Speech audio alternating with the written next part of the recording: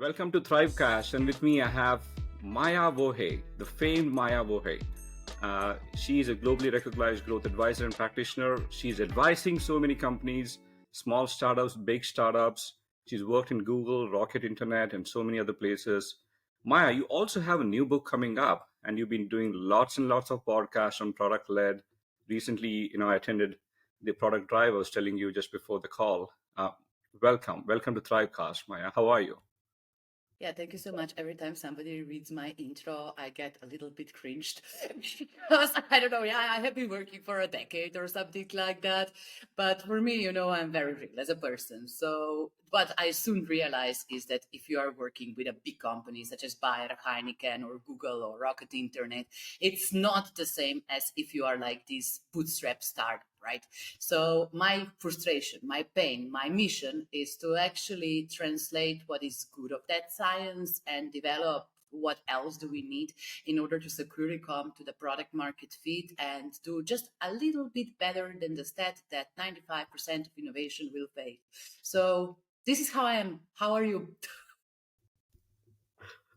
This is amazing, Maya. So I've been listening to you. I've been watching you on the product led podcast. You've done so many of the podcasts. You've talked to so many of the people. So here's my chance to pick your brains, and do a reverse podcast, if you will, instead of you being the host and someone like me being a guest. We'll do the reverse, and I'm going to pick some of your brains. After having you talk to so many early stage startups, after having talked to lots and lots of these companies, I want to kind of gauge on a particular topic today, which is about early stage startups and technical founders. How should they really think about the PLG journey, specifically if they want to get into the growth side of the story? How should they start? So let me start with maybe a very broad question. Do you see growth very different for maybe a small stage startup versus mid to large size companies? Do you want to start from there on why should small companies start thinking about growth right away? Yeah, cool. So ultimately, we are all building scalable and foreseeable ways how to win business, right? So I don't like words marketing and growth and sales and like all these weird cam. But look, if you don't have money on your bank account, you have no business. Simple as that. So in order to secure the existence of your business, you have to sell or just like gain some funding. And that's pretty much it. That's mission critical for you. And as you are developing the product, you are also testing like product market fit and developing a business model at the same time. Because the majority of us, when we're doing startups, we have like 3 or maybe 6 months of lifeline in order to make it or break it. That's it. And just like today, I had a little call with a founder who's applying next week for Y Combinator, and Hmm. he's like a typical technical founder. So he's trying to avoid personal contact at all possible costs. And he was just like texting me all the time. And I was like, listen, we have to go to the call. We have to align. We have to like resolve this. And he was like, okay, next week I am pitching and I need to have 500 signups for my beta. And I was thinking about scraping emails of some of the salespeople in the UK. And I was like, listen, I had like stories when founders, just like with one post on social media groups. So I have a 9K Facebook group here, and I have cases like with one post, they got 200 registrations or something like that. And I was literally like, why are you making this more difficult than it needs to be? Because you are trying to avoid being exposed or just like making sure that like you are talking to people or something like that. So I do think that a lot of us are introverts and that we have certain biases towards certain channels and growth techniques. If you have a product market fit, customer acquisition cost, you gain some referrals and something beautiful is going on in your product without you necessarily investing your human touch.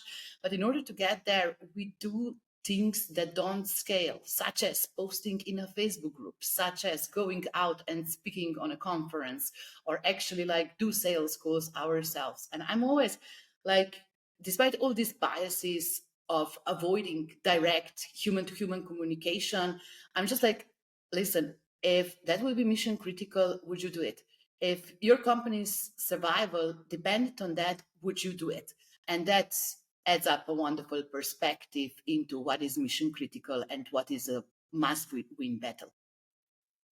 So all these young founders, millennial founders, looks like talking to people is a very difficult ordeal. I think even the buyers and the users' behaviors have changed, right? I think I was maybe looking at some of a preview of your book, and you mentioned that the behaviors of the buyers have changed so much so that people don't want to talk to people anymore. So uh, talking about that, and I'm touching upon the introvertness of the founder.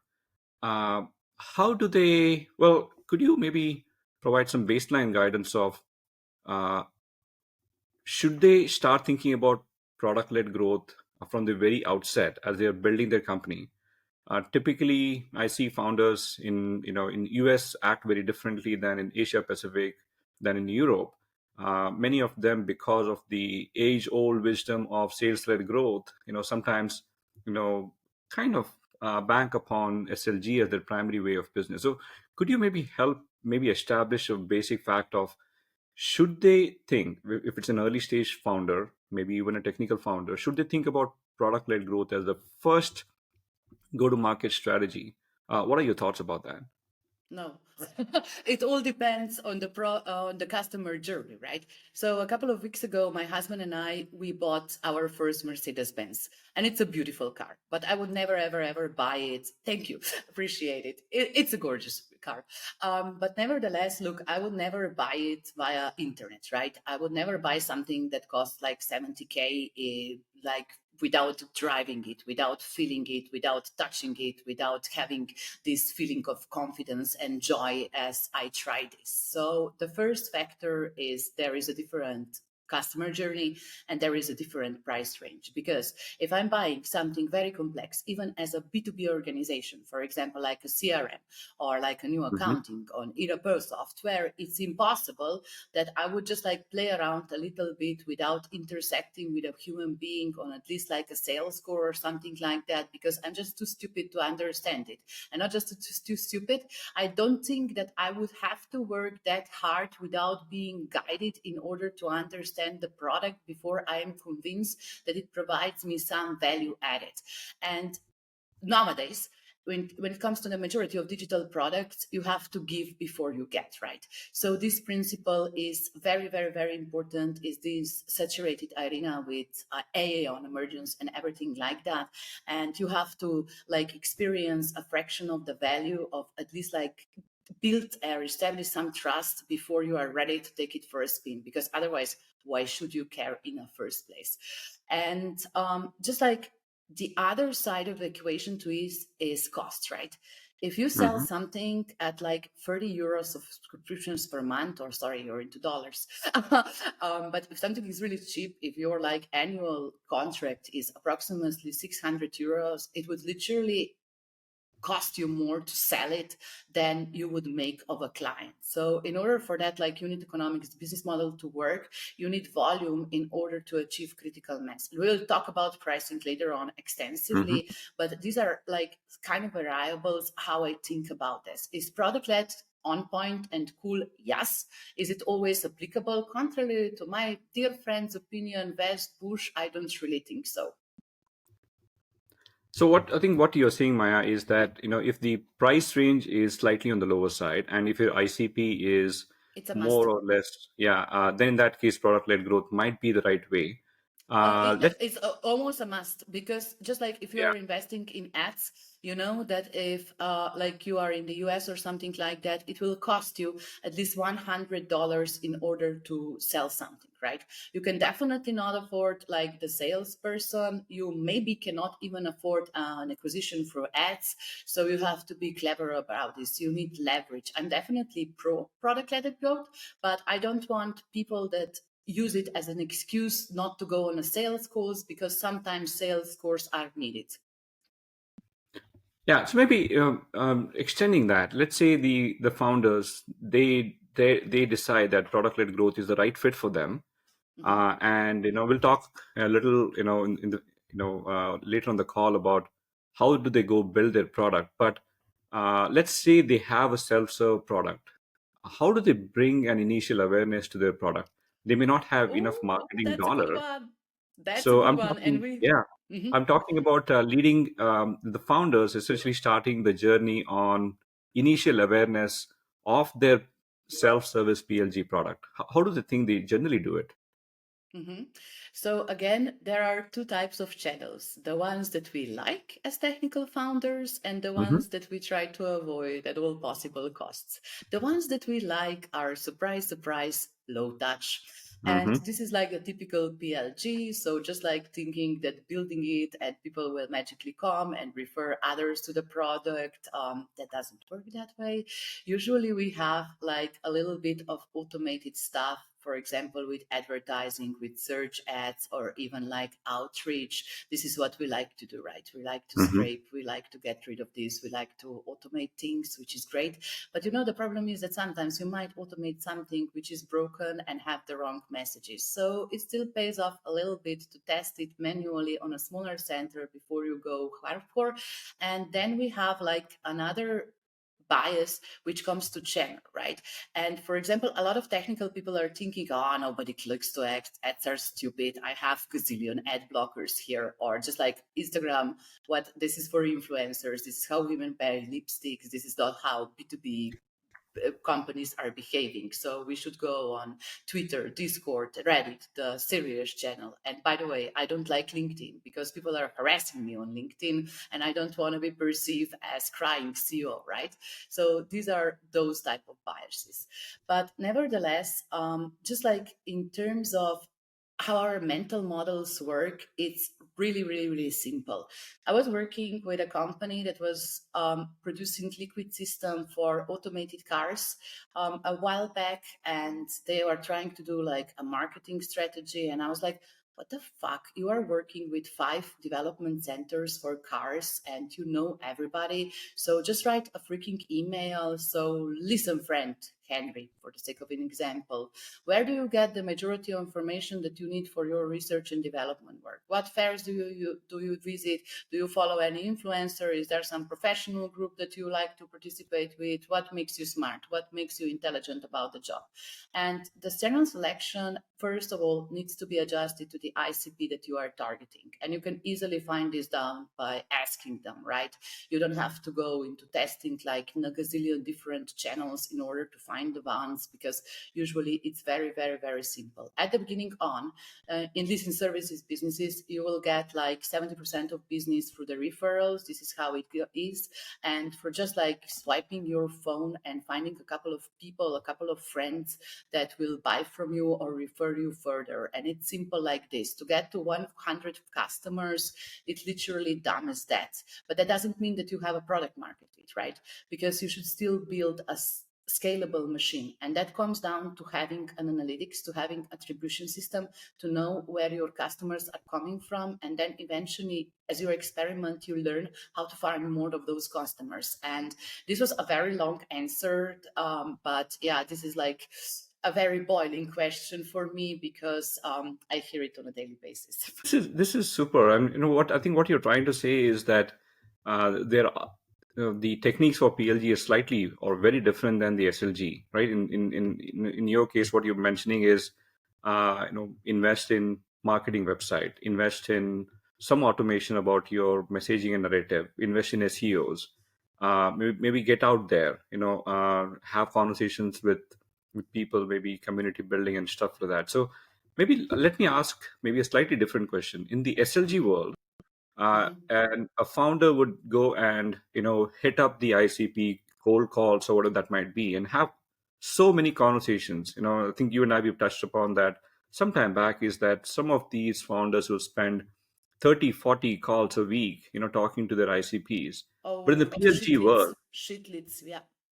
but in the PLG world, I'm guessing things would be very different, right? If you have your product out there, and then leads are more inbound rather than outbound. How do you qualify these customers? Maybe start off with, is this the right idea to not have conversations with customers in the very first go? I'm talking purely early stage startups, right? So they don't have a market fit yet. They don't have a product market fit yet. but yet sometimes they avoid having conversations with customers with the hope that the end customers or the users will find value directly on their website or directly going to the product and assume that they might find some values. How do you what would be your advice on how should they think about customer conversations? Definitely to avoid some of these calls, but make it much more qualified for the customers. Literally by revamping it as learning and helping people, right? Hmm. So as a founder, you are probably very passionate how to solve a specific problem. This is how you went in business, and in order to solve it efficiently, you need feedback loops, and you can measure feedback by having a good analytic system. That's cool, but you don't necessarily understand why. In order to help users use your product more successfully, it's very good to just like go on hop on a call with them and learn what they need, what they don't like. And I just like reframe it that selling and research is helping. It's our best attempt to be like the most effective in solving this problem possible. And I don't necessarily think that there is a clear differentiation between product and sales led world, because if you look at Amplitude or Zoom or like all the famous PLG companies, they all have like an enterprise or custom package, right? So whenever you don't personalize programs and pricing packages to different personas, you are leaving money on the table. And Hmm. in my world, there are two and more way how to make like 10K a month, which is like maybe a lifeline for the majority of, let's say, solopreneurs or like really small things. It's like you can sell 10 packages for 1,000 euros, or you can sell 100 packages for 100 euros. So, what would your ICP buy? And the good news is that you can even change the target audience if you can still deliver value, right? So, when it comes to deciding whether it's product led or not, we are optimizing for adoption here. And whenever a product would have better value added if you have more users to it, for example, networking apps, for example, social media, and all the other plenty of users, you are optimizing for adoption, not necessarily profit. So it would benefit you more to have more users at more reasonable price in order to deliver more value. This is the better game. How would you play it? But again, it depends on the product category and what can you optimize for, because sometimes we just need money on the bank account and we cannot invest in getting like 1,000 users. So, Maya, what you're saying is optimize. I mean, I like it. I'll probably even quote it sometime later as well. Go. Optimize for adoption versus optimize for pricing. It's difficult, for early stage founders when they are either cash strapped or they have very less cash flow. I mean, Mhm. remember they might be either bootstrap at that particular stage, and depending upon the VC venture is on or not, they may not have actually raised much money. In such a case, optimize for adoption, might be a death knell for them. So they might get, if they plan to monetize after 6 months to a year's time, that's a large amount of time when they don't have the money. So how do they think in this day and age? Is there a balance to be had between adoption versus pricing? I know we'll touch upon pricing a little bit, but maybe some thoughts on how do you think about optimizing for adoption at an early stage company? Is that I is don't that think is that much. difficult? Yeah, I don't think much. I just do things that are mission critical.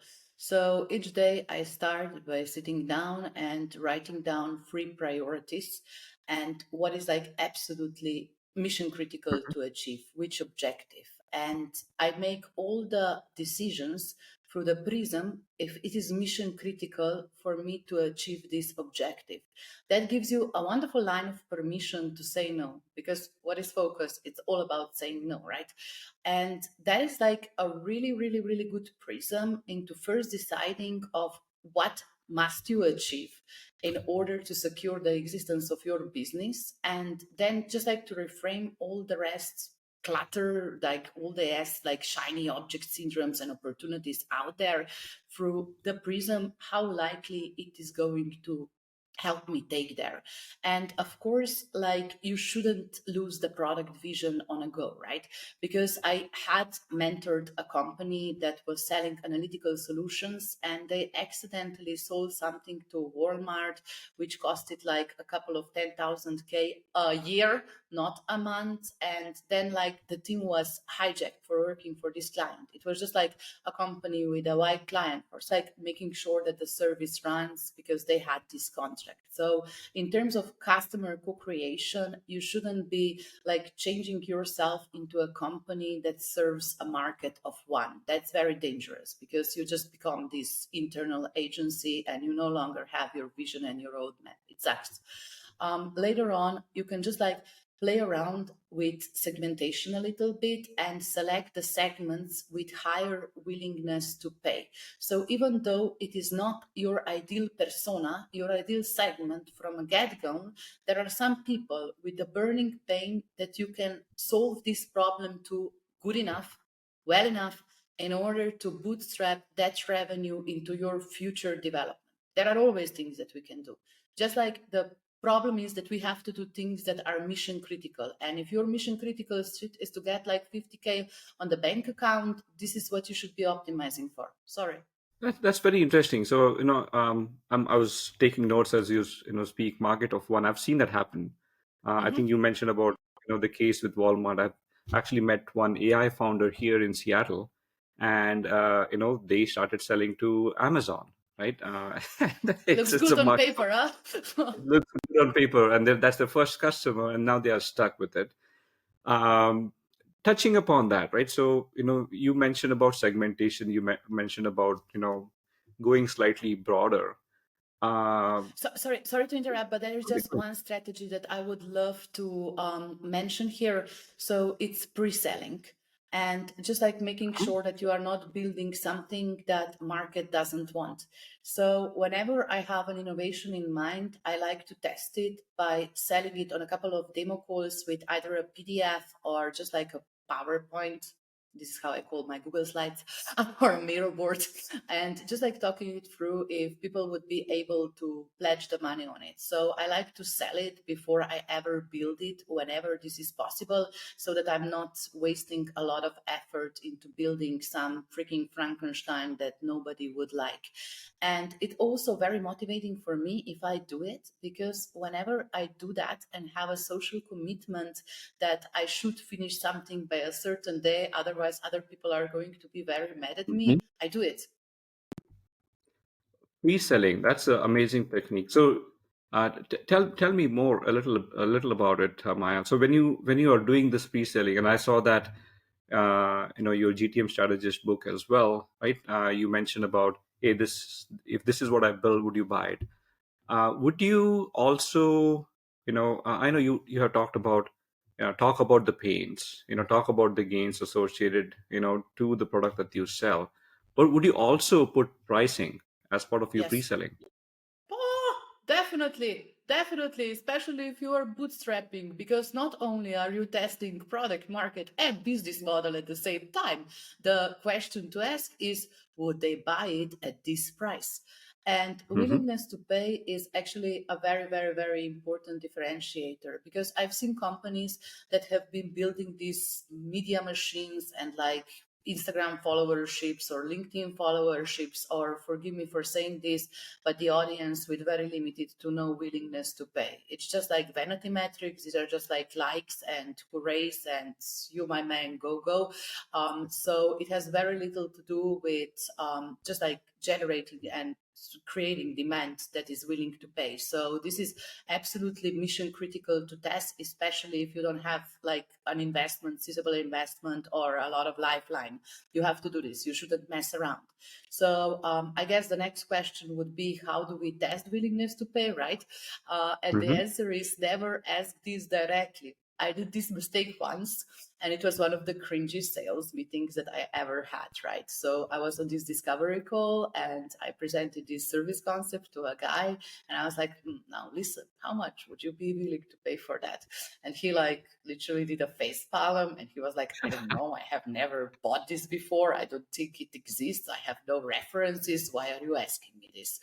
And I was like, yeah, that makes a lot of sense because just like it's not customer jobs to do the pricing for you, it's your freaking job. I mean, you can collect feedback and you can like learn a lot from interacting with the market, but at least like have a little bit of an inception. And reality, at least in GTM, is to be trapped in this wiggle room of 20 to 30% from your competitors. So people will always have an alternative, even though it is an Excel sheet or something like that. But if there is a problem, trust me, they are solving it somehow. And you should figure it out how and how much can they invest in it.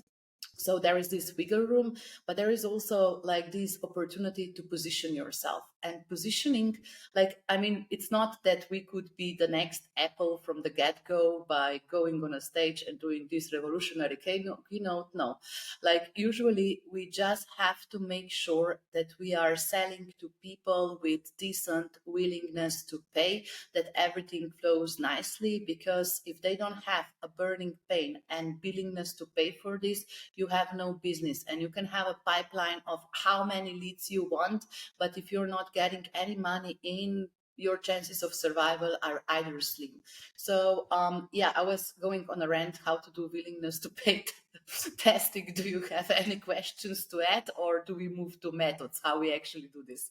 Yeah, no, no, maybe tell me a little more about the willingness to pay. I know you mentioned that Yes. it's not the customer's choice to say how No. much are they willing to pay. It is the it is the seller, it is the startup who has to do it. So how do they go about thinking about pricing plans? I know very I think you and I, we have touched upon this. This is also very regional. Uh, you know, uh, Startups in Europe and Asia, they underprice their products. Startups in the US, they overprice their products. Some time back, I think you and I, we also touched about that. If you ask them a direct question in the US, they won't cringe about it, but in Asia and in Europe, they would cringe about it. Wow, So that's interesting. so how should they think about pricing plans? I know there's so many methods, so many options there. Maybe if you could illuminate the subject a little more. Cool.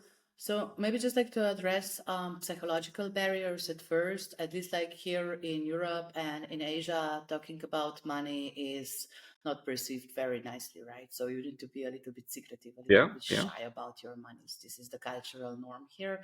And it's also not a very nice thing in our culture if somebody makes a lot more money than other people. So whenever you make like 5 times as much as your mother, some of the other stuff, and also you are anchoring, you are comparing what you're making as a business with your previous paycheck. And Mm. very little people know how is are things with taxations before they are founders themselves, right? And they are like, if I did that for 8 hours a week before, and just like right now, is it okay to charge 5 times as much? Like it gets a little bit off. So the proxy that I like to use here is the value metric. Here, things are very simple. We are literally, price is just a mechanism of capturing the value that is being created through the product, and we exchange this value with the customer. How to measure value? Sometimes it's very easy. For example, if you get me a client that will Mhm. spend 50K with me, it's very logical for me to pay you 5K for your business development services, because we can measure how much value did I get directly, and we can agree on this exchange beforehand because we know exactly where we stand. But things are not always simple, and that makes life more interesting. For example, one of my partners is Amplitude, right? And it is an analytical system. It's a digital platform to gain insights on products and on digital customer journeys.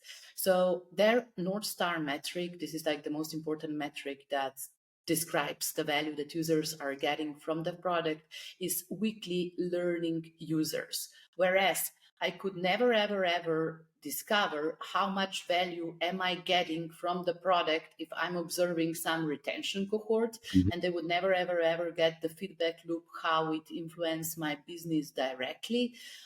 Just like the activity of engaging in the product and actively learning, actively increasing the business smarts of this has value. So that's a very important one.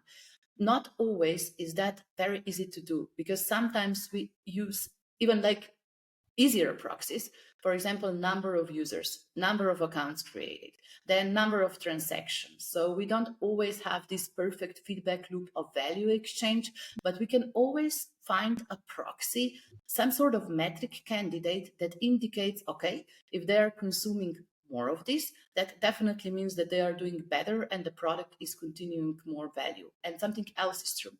So we are very afraid of raising the prices. But whenever you are like literally developing and like releasing a new version of product, you are delivering higher value added, and you should consider rather raising the price or creating like some sort of difference in the packages. Value, think value, not price. Price is a number that you put on value exchange. I'm noting down so many of the tidbits that you mentioned. Yes, Keyword, finally, keyword. finally. I Yeah. had imposter syndrome before coming to this call. Yes. So you mentioned anchoring. You mentioned try before you buy. You mentioned value-based pricing. You mentioned about could you tell maybe let's start with the story, right? The story is that this is an early stage founder, and Mhm, they haven't yet sold their product to any customers yet. And some of the mhm. customers they've been talking to, have been trying their product, right, with kind of completely unbeknownst to them on what they would price it. So how should you, what advice would you have for this early stage founder on to have that value based pricing conversation with the customer? And I'm hoping that you wouldn't say like just like the Austin Powers would say $100 million, right? No, how no, do you no, no. And I how do won't you say price it? like double it, and then added zero either. But I will do an experiment with you Yeah, if you're okay with it. With absolutely. something which is like really even more difficult to estimate the value than technology product. So Mm-hmm. this is a piece of art. This Mm-hmm. is a piece of art, a wonderful illustration by our local artist. It can be worth a lot or it can be worth very little. So I will do the willingness to pay test with you now. Okay. Mm-hmm. Gururaj, would you Yeah. pay $100 for this? No. Okay. Would you pay 50? Yeah, maybe. Okay. Would you pay 70? No, I would pay less than 50. Okay. Would you pay 30? Maybe. Okay. Would you pay 40? No. Okay. Willingness to pay is approximately 30 30. $30. I think it was So much more I think, expensive. It's my yeah. collector piece, but okay, for you, it's worth that much. Okay, I just learned by doing an auction with you that, and that testing is called Gabor Granger method. And this is like a very, very, very weird way how to do think about the pricing, but this is how we do it in real life. Like we like put down an offer and we put a price tag on it, and then we test it. And whenever we see this ceiling, like whenever it doesn't land anymore, there is appears to be like a little bit of an issue, and this is where we are trapped. So just You're like right. from doing, Right. just Yeah, like I from think doing you're this, you right. can learn a So, lot. so I think this experiment also teaches me something. So maybe we could do another experiment, primarily around Yes. anchoring. So let's say uh, this is $200 remote. Hmm. Okay, how much would you pay for this one? This is a different one. This is Okay. 200. How much would you pay for Hmm. this? Okay, now he's comparing two products, and one of them has like a little bit more technical design, but this is like a Yeah, remote control. I yeah. know that like remote controls cost approximately up to $50, so that would be my ridiculously expensive price range. And I know that whatever you buy for less than 10 euros, it's way too cheap, right? So I would price it and I would offer it between like maybe 20 bucks or something like that for it. But I would have to learn more about the differentiation. And what he did now, how we explain this is another research method. So when we did the auction, it was Gaber Granger. Now we are playing Van Pastertorp, and I'm so thrilled because you naturally went into this space as I could talk you from my mental process, how I would think about pricing, right? So I have some pre-existing perceptions. Then I have like a little bit of customer experience. Then I'm trying to negotiate with you a little bit to find a better deal because I'm a sneaky bastard as well. And you would probably have to do 200 of those tests in order to find your real price. But if you don't have the opportunity to do a bunch of interviews or like a full blown A B test, you can still learn a lot from just like running a couple of demo calls, discovery calls with a couple of customers. And even if they say no, you ask them why. Your power of learning is when you are asking the why question, right? And even if they refuse the offer, ask why they refuse the offer. This is how you learn, this is how you improve, and this is how you get better at communicating this. Because I will tell you a little trick. What I do to my clients is that I'm literally doing the mental math of ROIs for them, right? So whenever I have an offer Hmm. out there, I'm just like not even negotiating the price. I'm just like, listen, this will cost you 10 grand. If you think that by doing all this you won't get like free additional customers and you want free X on this, then we don't have a discussion. We can just like drop the meeting just right now. And it's a beautiful, beautiful, beautiful way of reframing it, because cost is a pain, right? When somebody tells you a cost, like a price, it pains you a little bit. It's like Yeah, feels like snapping. it You're does. losing something. But if you reframe it into a benefit conversation, in ROI conversation, and you can provide evidence that this will definitely work, and like savings and like additional benefit and all the others with all benefits of B2B that could be at least approximately measured, you have a different conversation. It just flows much nicer.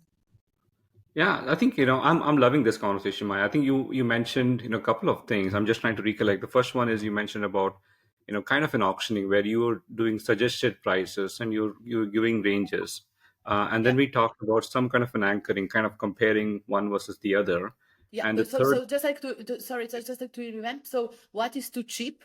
What is so cheap that you would literally like doubt the quality? That was the Yeah, remote control experiment. Then what would be cheap? So AKA a bargain. What would be expensive that you would I'm not really getting this value? And what would be outrageously yeah, expensive? What would be yeah, like yeah, yeah. these are the ranges that you are trying to do based on investment often.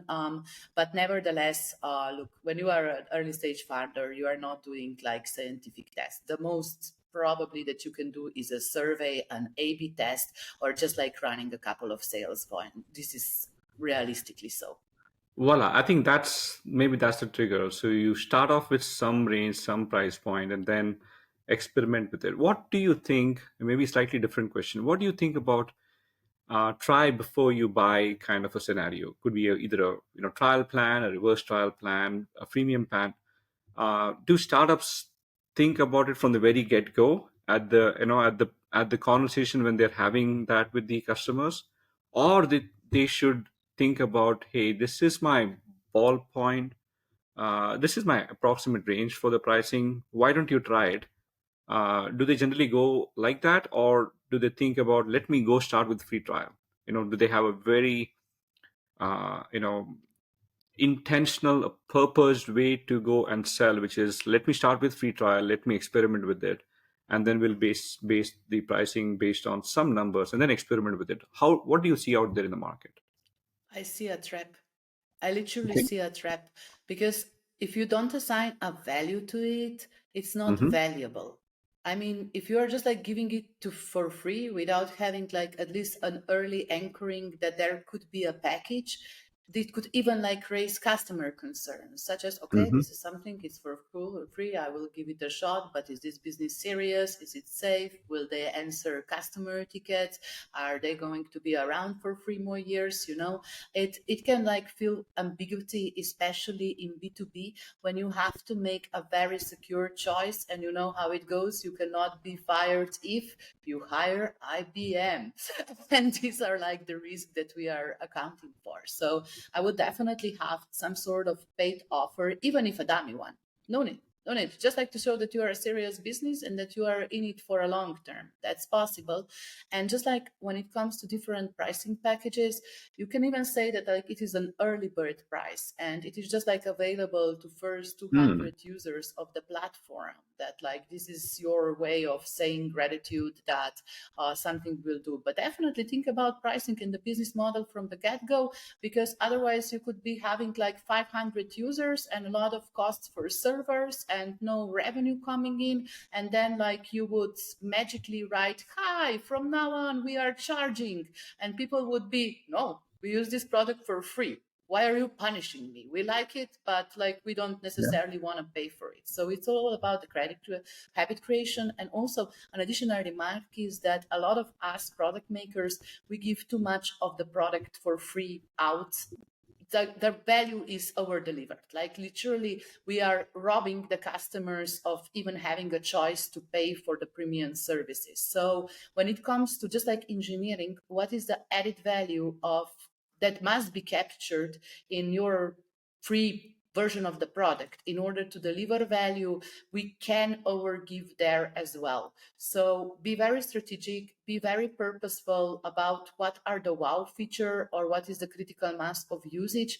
And there is no clear answer how to do this. You can only use this from doing like your own customer analytics and talking with customers. Nobody will give you a cooking recipe how to do this. It's not a cookie cutter. That's maybe we could probably end it at that. Be purposeful about your pricing. So, Maya, such a wonderful conversation today. We started off with Yeah. Oh growth my in God, I'm just PLG, warming and then up. Are we I finishing know, I already? know, I know. We are out of time, and then I'm happy to post back, and we should probably talk and riff more Okay. about pricing. So where Speaking, to ship this art for 30 euros? I sold absolutely it to today. US, to Seattle. No, it will shipping will cost me more than I heard for this one, I so was just you're about to not say getting that. it. I I was will just keep it. about to say. Oh, well, thank you so much, Maya, for your time. One last question: Was how does precious. someone reach out to you? LinkedIn, go to gtmstrategist.com and grab a free chapter of my book. You see that like there is a lot of science into that. I've been working with some really cool companies on this: HubSpot, Miro, Figma. Don't want to name drop, but they are really amazing. So you know what is it with this GTM and pricing and everything? This Yeah. knowledge is not taught in business school, right? We are co-creating this together as a community, and I appreciate it, like this conversation so much, because it's just like these are the thoughts that we are developing as we are sharing examples and we are trying to search for patterns. There is no like Kotler like marketing book for it, and luckily it is not, because our space is changing at a faster rate than ever, and the only way how can we win it is to share knowledge and experience to each other. Thank you for doing this, Maya, and to all the listeners, visit gtmstrategist.com and grab a free chapter. And I'm guessing if you are nice to her, she can actually send you more chapters to review as well. Again, Oh, you're negotiating. You're there you go. negotiating. There you Always go. be selling.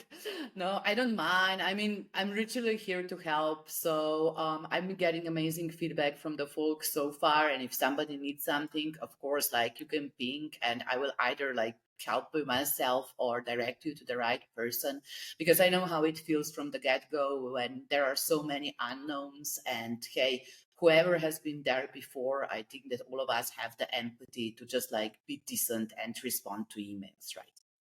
Absolutely, absolutely. And to all the listeners, if you enjoyed today's discussion, please do consider leaving your review in the podcast platform of your choice. We'll be posting it on all of the podcast aggregators. Your feedback makes a big difference to us. And stay tuned for all the insights.